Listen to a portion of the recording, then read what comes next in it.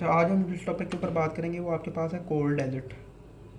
इसके अंदर हम कोल्ड डेजर्ट की प्रॉपर्टीज देखेंगे और पाकिस्तान के अंदर कोल्ड डेजर्ट कौन सा है वो देखेंगे, और जो अदर रीजन के अंदर जो डेजर्ट हैं कोल्ड वाले वो देखेंगे।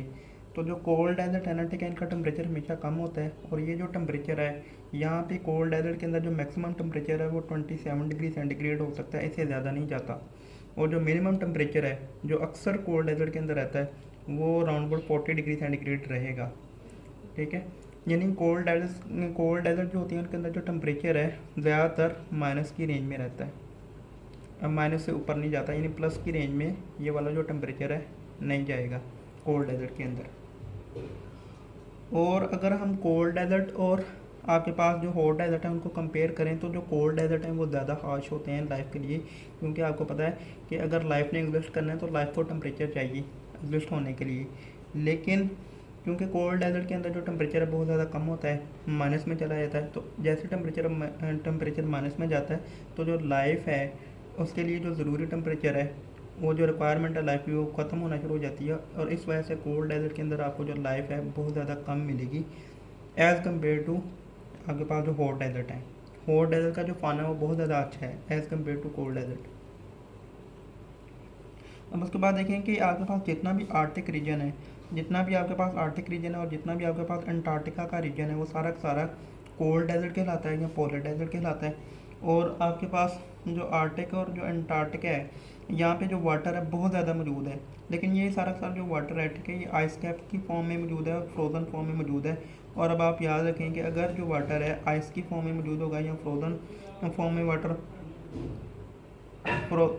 फ्रोज़न फॉर्म में वाटर मौजूद होगा तो जो लाइफ है या जो ऑर्गेनिज्म है ये फ्रोज़न फॉर्म में वाटर को एक्सेस नहीं कर सकते। सपोज कर लेना कि यहाँ पे अगर आपके पास वाटर है और ये सारा सारा जो वाटर है आइस की फॉर्म में पड़ा हुआ है, तो अगर यहाँ पे आप प्लांट ग्रो करवाना चाहें तो ये जो प्लांट्स हैं, ठीक है, इस आइस फॉर्म में वाटर को एक्सेस नहीं कर पाएंगे। जब प्लांट ही नहीं रहेंगे तो यहाँ पे जो एनिमल्स हैं, ठीक है, ये भी ख़त्म हो जाते हैं, क्योंकि एनिमल्स या फाना की जो ज़्यादातर जो रिक्वायरमेंट होती है वो प्लांट के ऊपर डिपेंडेंट होती है, या एनिमल्स की जो ज़्यादातर फीडिंग रिक्वायरमेंट्स कह लें वो सारी की सारी किसके ऊपर डिपेंडेंट होती हैं, प्लांट्स के ऊपर डिपेंडेंट होती हैं। उसके बाद आगे आपके पास आया था कि जो गोबी डेजर्ट, ये जो गोबी डेजर्ट है ये भी कोल्ड डेजर्ट है, या जो पोलर डेजर्ट है ये चाइना के अंदर है और मंगोलिया के अंदर है। उसके बाद आपके पास जो तुर्कमेनिस्तान डेजर्ट है ये रशिया के अंदर मौजूद है। और इसी तरह आपके पास जो द ग्रेट बेसन है ये लेटेस्ट डेजर्ट है और इसे ग्रेट बेसन बोला जाता है और ये वेस्टर्न यूनाइटेड स्टेट्स के अंदर है। और आपके पास जो ईरानियन डेजर्ट है ये अफगानिस्तान के अंदर है, ईरान के अंदर है और पाकिस्तान के अंदर स्ट्रेच कर रहा है, यानी इन इलाकों के अंदर फैला हुआ है ईरानियन डेजर्ट। और हमेशा याद रखिएगा कि जिस तरह आपको पहले बता दिया कि जो आपके पास कोल्ड डेजर्ट होते हैं इनके अंदर जो बायोडाइवर्सिटी होती है वो लो होती है, यानी एनिमल की जो वैरायटी है वो कम होगी। कुछ ही एनिमल कोल्ड डेजर्ट के अंदर पाए जाते हैं जिस तरह के पोलर बियर, टाइगर वगैरह।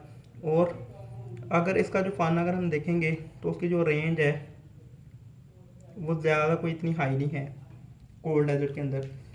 अच्छा आ गया देखो, आपके पास जो कोल्ड डेजर्ट है, ठीक है, कोल्ड डेजर्ट के अंदर हमेशा बायोडाइवर्सिटी कम रहेगी। क्यों बायोडाइवर्सिटी कम रहती है? क्योंकि कोल्ड डेजर्ट के अंदर जो टेम्परेचर है बहुत ज़्यादा हार्श होता है, यानी लाइफ को क्या करता है, सपोर्ट नहीं करता। क्योंकि जब टेम्परेचर माइनस में जाएगा तो वो लाइफ को सपोर्ट नहीं कर पाएगा। आपको पता है कि आपके बॉडी सेल्स के या अदर एनिमल्स के सेल्स के अंदर जितने भी एंजाइम हैं उन्हें वर्क करने के लिए, मेटाबॉलिज्म को कैरी आउट करने के लिए टेम्परेचर चाहिए होता है। आपको पता है कि जितने भी एंजाइम हैं वो प्रोटीन है और प्रोटीन का जो स्ट्रक्चर है वो स्टेबल रहता है रिक्वायर्ड टेम्परेचर के ऊपर। उसके बाद देखिए पाकिस्तान के अंदर जो जो डेजर्ट पाया जाता है, कोल्ड डेजर्ट या पोलर डेजर्ट, वो नदरन गिलगित बाल्टिस्तान के अंदर पाया जाता है। नदरन गिलगित बाल्टिस्तान के अंदर एक एरिया वो स्कर्दू है, और स्कर्दू के अंदर ये डेजर्ट पाया जा रहा है, इसका नाम है कप्ताना डेजर्ट। और ये जो कप्ताना डेजर्ट है, ये कोल्ड डेजर्ट है और पोलर डेजर्ट भी इसे बोलते हैं।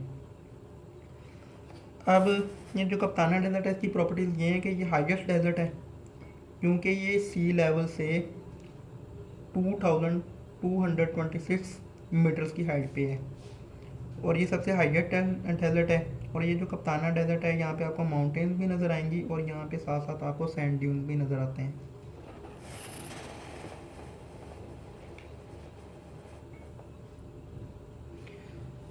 उसके बाद कोल्ड डेजर्ट और हॉट डेजर्ट को कंपेयर करें तो आपके पास यही नज़र आएगा। सबसे ज़्यादा जो इम्पोर्टेंट फीचर है, अगर इन दोनों को कंपेयर करते हैं तो जो सबसे पहले फीचर आपके सामने आएगा वो ये है कि हॉट डेजर्ट के अंदर टेम्परेचर +70 होता है, और जो कोल्ड डेजर्ट है वहाँ पे जो टेम्परेचर है -40 भी जा सकता है।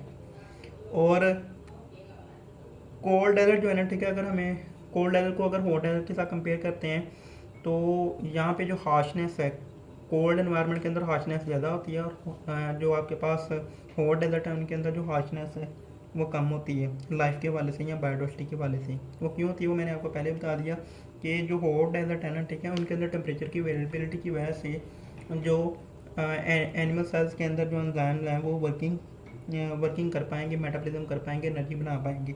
लेकिन कोल्ड एनवायरनमेंट के अंदर जो एनिमल्स हैं वो बहुत कम सर्वाइव कर पाते हैं, क्योंकि वहाँ पे जाके सेल्स के अंदर जो एंजाइम्स हैं उनकी जो मेटाबॉलिज्म की कैपेबिलिटी है वो ख़त्म हो जाती है।